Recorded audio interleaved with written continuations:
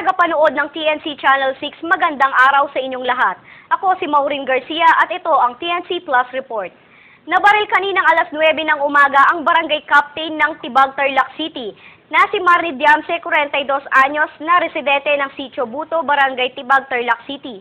Ayon sa inisyal na investigasyon na isinagawa ng mga miyembro ng Police Community Precinct 5 na habang ang biktima ay nakaupo sa loob ng session hall ay bigla na lang pumasok ang di kilalang sospek at pinaputok ang kanyang kalibre 45 pistola sa biktima. Pagkatapos ng pamamaril ay tumakas ang sospek sakay ng Honda TMX motorsiklong papuntang norte. Ang biktima ay nagtamo ng 3 tama ng bala sa iba't ibang parte ng katawan at agad isinugod sa Central Luzon Doctors Hospital. Ayon sa inisyal na investigasyon, ang sospek ay may taas na 5'8", nakasuot ng black jacket, backpack, black bonnet at maong. Hanggang ngayon ay inaalam pa rin ng mga investigador ang motibo ng pamamaril. Magbutusan na ako sa taas, bumaril ko siya ng kabesin ko, din nabayo ko sa bago sa table ko. Ngayon pumasok na yung judge namin, nasiko niya. Kasi yung nasiko niya, kung hindi niya na yung baril sa akin. Pero pumutok yun, ngayon napiga pa nga yung judge namin.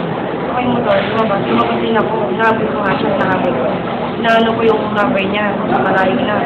Dibaretso na siya. Hindi ko nakita yung Ano lang, napansin ko lang kung 186 lang.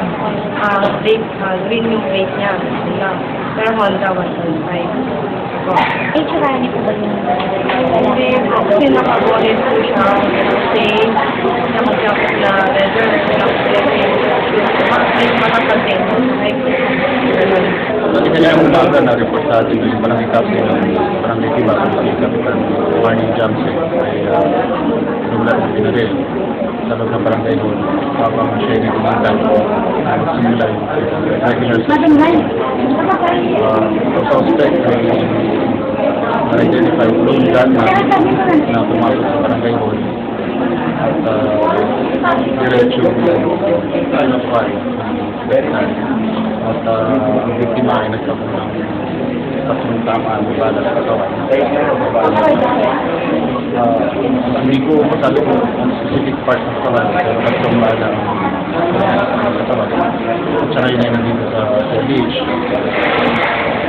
Medical center. Ngayon, ang gawin kayo ng follow-up investigation at supervision dahil ultimately ang gunman ay sumatay ng sitio. Pagkatapos mangyari ng sila. At para sa TNC Plus Report, ako si Maureen Garcia.